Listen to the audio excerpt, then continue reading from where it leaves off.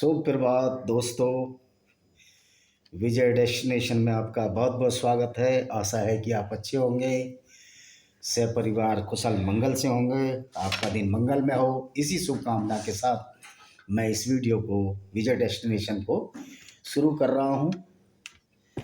तो आज का विषय है, कुछ हम शुरू में थोड़ी आयतें बताएंगे, उसके बाद डिस्कशन बताएंगे और क्या क्या हमें करना है सच्चाई बताने के लिए कुरान और बाइबल की, उसके बारे में हम अपने सम्मान्य पादरियों से और सम्मान्य मौलानाओं से कुछ प्रश्न करेंगे। उसका जवाब आशा है कि वो देंगे। चैनल में, और क्योंकि लाइव चैनल नहीं है इसलिए लाइव तो नहीं दे सकते, लेकिन वो अपना यूट्यूब पर डालें, कहीं भी डालें, उनका मन मर्जी है। तो हम अल इमरान चैप्टर 3 156वीं आयत पढ़ रहे हैं। 155 हमने पहले पढ़ दिया था। तो देखिए, ए ईमान लाने वालों, उन लोगों की तरह न हो जिन्होंने इनकार किया और अपने भाइयों के विषय में, जबकि वे सफ़र में गए हों या युद्ध में, और उनकी वहाँ मृत्यु हो जाए तो कहते हैं यदि वो हमारे पास होते तो न मरते न कत्ल होते। ऐसी बातें तो इसलिए होती हैं ताकि अल्लाह उनको उनके दिलों में घर करने वाला, पछतावा और संताप बना दे।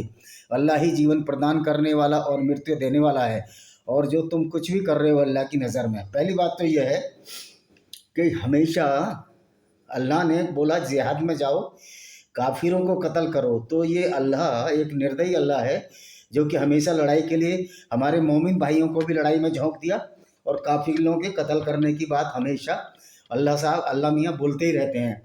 काफिर इनको कत्ल करो, इनके युद्ध में जाओ। और दूसरा ये कहते हैं कि अल्लाह ही जीवन देने वाला है और अल्लाह ही मृत्यु प्रदान करने वाला है। तो मेरा एक मोमिन भाइयों से एक बहुत ही सीधा और सिंपल सा प्रश्न है कि 1400 साल पहले जब ना अल्लाह था ना अल्लाह का नाम था, अल्लाह जब मोहम्मद द्वारा लाया गया, जिब्राइल फरिश्ते द्वारा मोहम्मद के दिमाग से लाया गया, तो उससे पहले जो मर रहे थे और जिनको जीवन प्रदान हो रहा था वो देने वाला कौन था?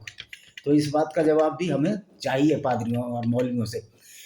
यदि तुम अल्लाह के मार्ग में मारे गए या मर गए तो अल्लाह का क्षमादान, उसकी दयालुता उससे कहीं उत्तम है जिसके बटोरने में लगे हुए हैं। कि अगर तुम मारे गए, अल्लाह के रास्ते में मरना एक बहुत ही पुनीत कार्य माना जाता है। ये देखिए कि इसी आयत की वजह से इतना आतंकवाद फैला हुआ है। वो कहते हैं कि हम मर जाएंगे तो हमें 72 हूरें मिलेंगी, तालाब, बढ़िया नदियाँ होंगी, दूध के बहुत बड़ी बड़ी नहरें होंगी। ऐसा कोई संभव है कि दूध की नहरें हों और 72 हूरें मिल जाए? मतलब इस तरह का लालच अल्लाह देता, अल्लाह रिश्वत देता है। अल्लाह ने रिश्वत नहीं दी, एक्चुअल में ये रिश्वत दी है मोहम्मद साहब ने, क्योंकि अल्लाह को जो पैदा किया है वो मोहम्मद साहब ने अपने दिमाग से पैदा किया। अल्लाह मोहम्मद के दिमाग की उपज है और भी कुछ नहीं है वो। तुमने तो अपनी दयालुता से उन्हें क्षमा कर दिया, और अल्लाह की ओर से ही बड़ी दयालुता है जिसके कारण तुम उनके लिए नर्म हो रहे हो। यदि तुम स्वभाव के क्रूर और कठोर हृदय होते तो ये सब तुम्हारे पास से छट जाते। अतः उन्हें क्षमा कर दो और उसके लिए क्षमा की प्रार्थना करो, और मामले में उनसे परामर्श कर लिया करो। फिर जब तुम्हारे संकल्प किसी सम्मति पर सुदृढ़ हो जाए तो अल्लाह पर भरोसा करो। निसंदेह अल्लाह को वो लोग प्रिय हैं जो उस पर भरोसा करते हैं। इसमें कहा गया है कि जो लोग जो है अल्लाह की ओर से बड़ी दयालुता है जिसके कारण तुम नर्म रहे हो, मतलब मोमिन भाइयों या मुसलमान भाइयों कहा गया है कि तुम बहुत ही नम्र रहे हो। लेकिन ये इतिहास गवाह है कि इसी अल्लाह ने बोला है कि काफिरों को मार दो, काफिरों की स्त्रियों के साथ बलात्कार करो, काफिरों का माल लूटो, उसको माल गनीमत कहो, और जजिया टैक्स लगा दो, जो एक तरह की गुंडा टैक्स था जो कि मोहम्मद साहब और उसके साथियों ने इस्लाम में यहूदी कबीलों के ऊपर लगाया, और उनकी स्त्रियों को गुलाम बनाया, और गुलाम बनाने के बाद उनको आपस में भेड़ बकरी की तरह बांट लिया, और कुछ स्त्रियों को मोहम्मद और उसके साथियों ने मिस्र या डमेस्कस के बाजारों में बेच दिया। तो ये अल्लाह के आदेश से अगर किया है तो ये अल्लाह दयालु है? ये अल्लाह कतई दयालु नहीं है।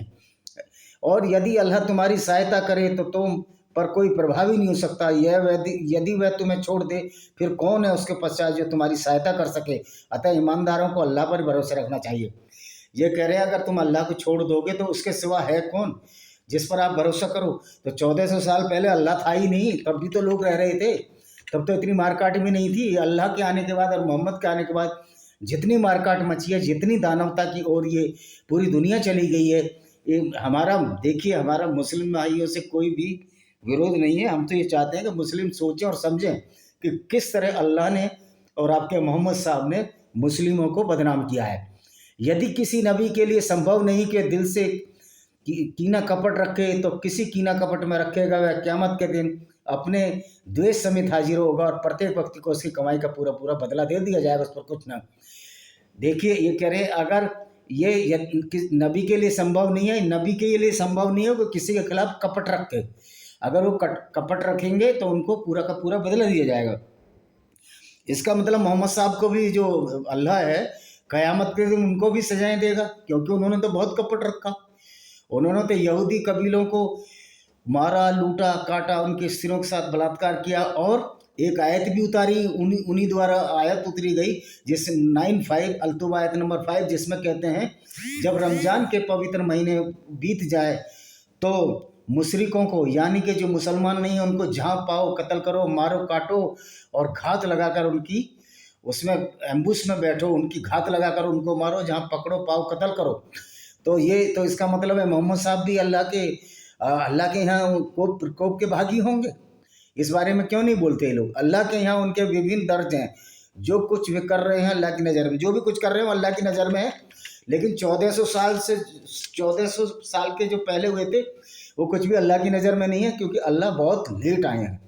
यही गलती हुई है मोहम्मद साहब और कुरान से, और हमारे इस्लाम को लाने में मोहम्मद साहब ने बड़ी देर कर दी अल्लाह ने।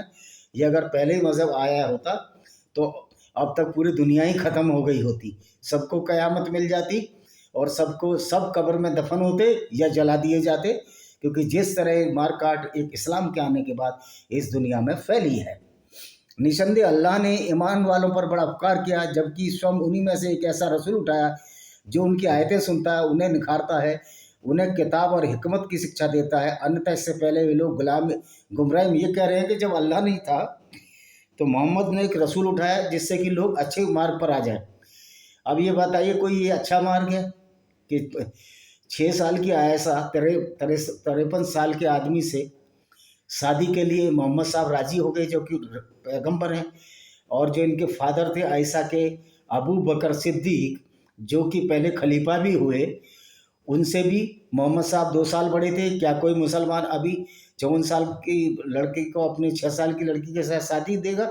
और 9 साल की उम्र में नबी साहब ने आयशा के साथ फिजिकल रिलेशन बनाए। क्या ये क्या नबी का काम है इस तरह का?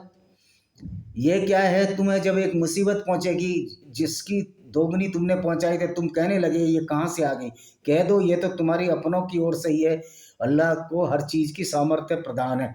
अल्लाह को हर चीज़ की सामर्थ्य प्रदान है, लेकिन अल्लाह जो है बड़ा ही निर्दयी है, बड़ा ही अत्याचारी है।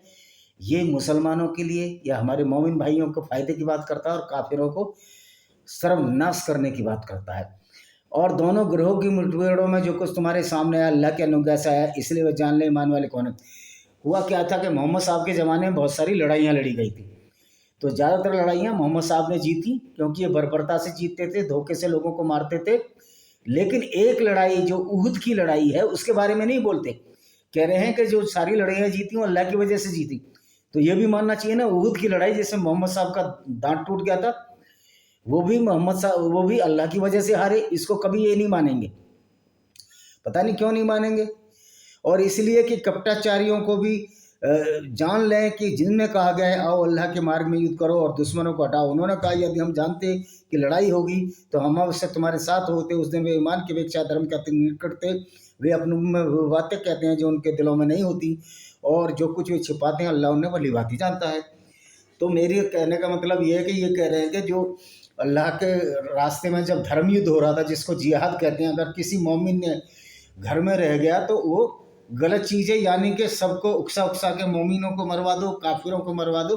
ये अल्लाह का काम है कि आपस में दोनों को मरवाते रहो, और ये काम अभी तक हो रहा है। और ये चीज़ हमारे मोमिन भाइयों को समझनी चाहिए। यद्यपि करीब 7-8% यानी कि 50 करोड़ लोग ऐसे हैं जो मुसलमान धर्म को छोड़ चुके हैं, एक्स मुस्लिम हो सके, उसमें कुछ ईसाई भी होंगे, लेकिन 20-25 करोड़ मुसलमान पक्के में पक्का है। तो अब ये कोई सेकंड नंबर का भी धर्म नहीं रह गया, ये थर्ड पे खिसक गया।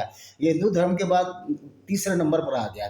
ये वही लोग हैं जो स्वयं तो घर में बैठे और अपने भाइयों के विषय में कहने लगे यदि वे हमारी बात मान लेते मारे ना जाते। कह दो अच्छा तुम सच्चे हो तो अब तुम अपने ऊपर से मृत्यु टाल देना। देखिए किस तरह की बात कही गई है। इसमें ही कहा गया है कि यदि ये वही लोग हैं जो अपने भाइयों को बोलते हैं कि अगर वो युद्ध में ना जाते तो मारे ना जाते, इसलिए मारे गए, युद्ध में गए तो तुम अपनी मौत को टाल लो। मतलब ये है कि अल्लाह एक समय निश्चित होता है हर उम्र का, अल्लाह कहता है उससे पहले मर जाओ जाके, बस अल्लाह के रास्ते में युद्ध करो। तुम उन लोगों को अल्लाह के मार्ग में मारे गए मुर्दा न समझो, बल्कि वे अपने रब के पास जीवित हैं, रोजी पा रहे हैं। कह रहा है जो जो जो मुर्दे, उनको मुर्दा मत समझो, उन लोगों को आप मुर्दा मत समझो जो अल्लाह के मार्ग में युद्ध कर रहे हैं, बल्कि वो अभी रोजी रोटी पा रहे हैं। कहाँ पा रहे हैं? जब वो रोजी रोटी पा रहे हैं तो जो क़यामत के दिन मुर्दे उठेंगे, जिए उठेंगे, तो उनको मुर्दों को अभी उठाने की क्या जरूरत? जब वो रोजी रोटी पा रहे हैं तो क़यामत का तो कोई मतलब ही नहीं रह जाता।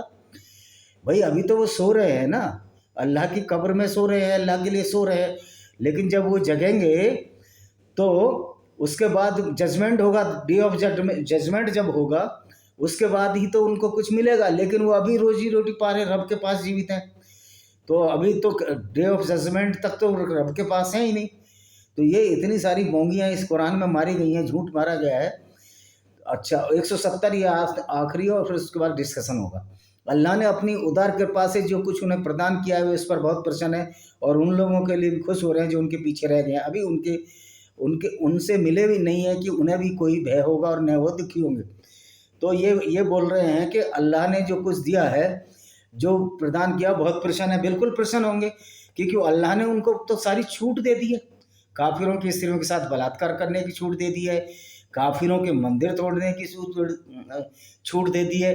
360 मूर्तियां जो काबा में थी, जिसको अरब भी पूछते थे, उनको सबसे पहले मोहम्मद साहब ने तोड़ा, और उसके बाद माल गनीमत में सारी लूट इनके लिए जायज़ है।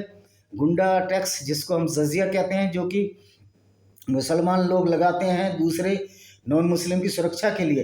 पहली बात तो ये है कि इस्लाम ने सारी दुनिया का ठेका क्यों ले रखा है?